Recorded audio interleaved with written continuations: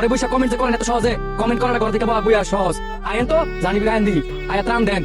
400 kilometre আছি, নরসিংদী থেকে গেছি 400 কিলোমিটার, অসুস্থ শরীর লইয়া তারপরে গেছি ত্রাণ দি। সমালোচনার ঝড় পেরিয়ে বর্ণাঢ্য মানুষের পাশে জেকে শান্ত, নিজের অর্থে মানবিকতার এক অনন্য দৃষ্টান্ত। আসসালামু আলাইকুম, ক্লিন নিউজ বিডির পক্ষ থেকে সবাইকে স্বাগতম। মানুষের বিপদে পাশে দাঁড়ানোই প্রকৃত মানবিকতার পরিচয়। কিন্তু বর্তমান সময়ে যখন সামাজিক যোগাযোগ মাধ্যমে অনেকেই ঘরে বসে সমালোচনা করতে বেশি ব্যস্ত, তখন কিছু মানুষ নীরবে কাজ করে দেখান মানবতা এখনো বেঁচে আছে। আজকের প্রতিবেদনে আমরা তুলে ধরেছি এমনই এক তরুণ কন্টেন্ট ক্রিয়েটর, সমাজকর্মী জেকে শান্ত ওর মানবিক উদ্যোগের গল্প। দেশের বিভিন্ন অঞ্চলে চলমান ভয়াবহ বন্যায় হাজার হাজার পরিবার আজ অসহায়। কারো ঘরবাড়ি পানির নিচে, কারো রান্নার চুলায় আগুন জ্বলে না, আবার কেউ দিনের পর দিন না খেয়ে মানবেতের জীবন যাপন করছেন। এমন কঠিন সময়ে নিজের ব্যক্তিগত ব্যবস্থা, শারীরিক অসুস্থতায় এবং দীর্ঘ পথযাত্রার কষ্টকে উপেক্ষা করে দুর্গত মানুষের পাশে ছুটে গেছেন জেকে শান্ত। সম্প্রতি প্রকাশিত একটি ভিডিও বার্তায় দেখা যায়, নৌকা ভর্তি ত্রাণ সামগ্রী নিয়ে দুর্গত এলাকায় ঘুরে ঘুরে মানুষের হাতে খাদ্য ও প্রয়োজনীয় সামগ্রী তুলে দিচ্ছেন। চারদিকে শুধু পানি আর পানি।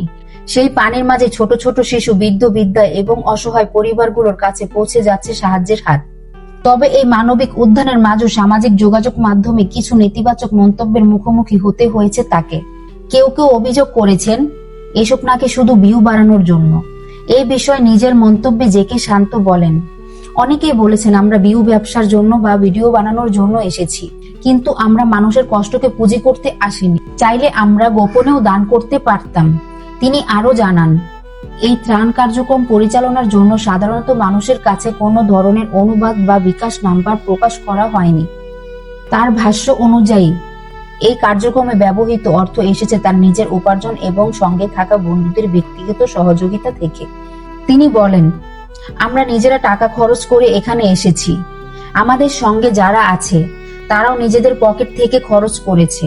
আমরা কারো কাছে টাকা চাইনি, বিকাশ নম্বর দেইনি। ভিডিওতে তিনি আরো উল্লেখ করেন, অসুস্থ শরীর নিয়েও তিনি নরসিংদী থেকে প্রায় 775 কিলোমিটার পথ অতিক্রম করে দুর্গত এলাকায় পৌঁছেছেন। তার কথায়, ঘরে বসে একটি নেতিবাচক মন্তব্য করা খুব সহজ, কিন্তু অসুস্থ শরীর নিয়ে এত দূরের পথ পাড়ি দিয়ে মানুষের পাশে এসে দাঁড়ানো সহজ নয়। বর্তমানে তার নেতৃত্বে একাধিক নৌকায় মাধ্যমে বিভিন্ন দুর্গত এলাকায় ত্রাণ বিতরণ কার্যক্রম চলছে বলেই তিনি জানান। প্রত্যন্ত অঞ্চলে যেসব মানুষ এখনো পর্যন্ত সহায়তা পাননি তাদের কাছেও পৌঁছানোর চেষ্টা অব্যাহত রয়েছে। প্রাকৃতিক দুর্যোগের সময় মানুষের পাশে দাঁড়ানো নিঃসন্দেহে একটি মহৎ কাজ, আর সেই কাজটি যদি কোনো প্রচারণার চেয়ে মানবিকতার দায়বদ্ধতা থেকে করা হয় তাহলে তা সমাজের জন্য অনুপ্রেরণা হয়ে থাকে। তবে সাংবাদিকতার দৃষ্টিকোণ থেকে এটাও মনে রাখা জরুরি, যে কোনো মানবিক উদ্যোগের মতো এই ধরনের কার্যক্রম সম্পর্কে বিভিন্ন মতামত থাকতে পারে। দর্শক হিসাবে আমাদের উচিত তথ্য যাচাই করে মতামত দেওয়া এবং দুর্যোগের সময় বিভ্রান্তি বা অপ্রয়োজনীয় বিদ্বেষ ছড়িয়ে না দেওয়া। শেষে একটি কথা বলতে চাই, একজন মানুষ কতটা জনপ্রিয় সেটি তার অনুসারীর সংখ্যা দিয়ে নয়, বরং বিপদের দিনে কতজন অসহায় মানুষের মুখে হাসি ফোটাতে পেরেছেন সেটিই তার প্রকৃত পরিচয়। আজ যারা নিরাপদ ঘরে বসে আছেন তারা হয়তো এক মুহূর্তের জন্য ভাবতে পারেন, যদি এই বন্যা আমার ঘরে আসতো, যদি আমার সন্তান না খেয়ে থাকতো, যদি আমার বৃদ্ধ বাবা মা পানিবন্দী হয়ে পড়তেন, তখন হয়তো একটি ছোট্ট সাহায্য হয়ে উঠতো বেঁচে থাকার শেষ আশা। সমালোচনা করা সহজ, কিন্তু কষ্টের সময় মানুষের হাত ধরে দাঁড়ানোই সত্যিকারের মানবিকতা।